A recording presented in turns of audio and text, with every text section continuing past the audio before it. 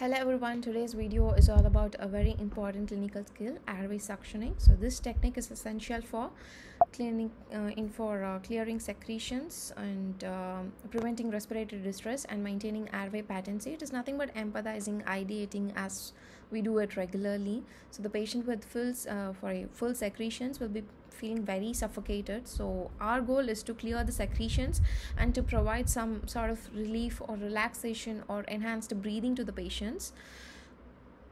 So what is suctioning? So suctioning is a procedure that is used to remove mucus, secretions or foreign materials from the airway. It helps patients who cannot cough effectively, such as ICU patients, neurological cases, or those with the artificial airways. So what is the indications for such patients is nothing but you should suction when you observe gurgling or rattling breath sounds and visible secretions, sometimes even decreased oxygen saturation and increased work of breathing, and sometimes poor cough reflex is also an indication for suctioning. These signs indicate obstruction or secretion accumulation. So such cases need immediate suctioning. So as we all know, the types of suctioning, it is three major types. So oropharyngeal suctioning, that is through the mouth, and nasopharyngeal suctioning, that is through the nose, and endotracheal or tracheal suctioning, it is nothing but through an ET tube or a tracheostomy tube. Each method requires sterile precautions to prevent any sort of infections that is happening to the patient.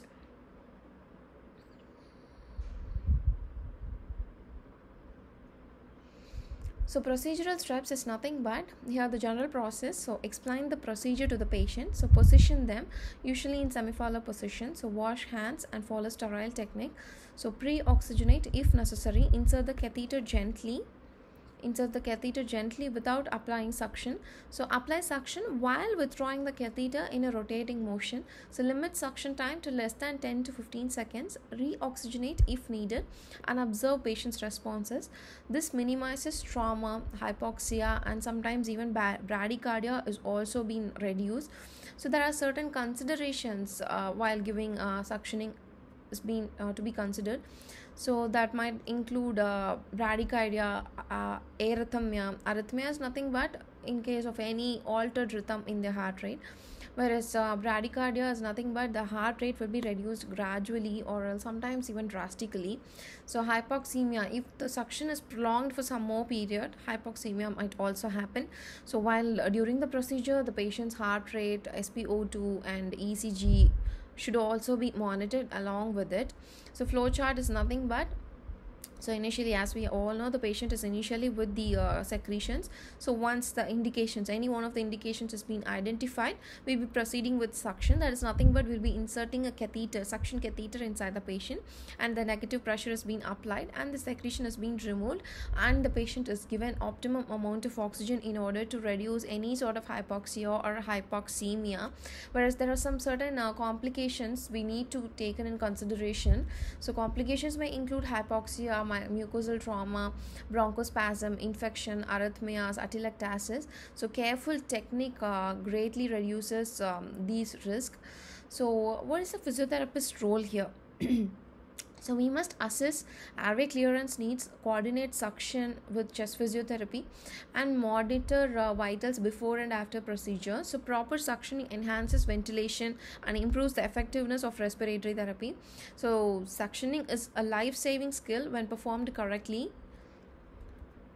So we look upon some of MCQs. So suction pressure for adult is, as we all know, 80 to 120 millimeter mercury, and major cardiac risk during suctioning is nothing but bradycardia.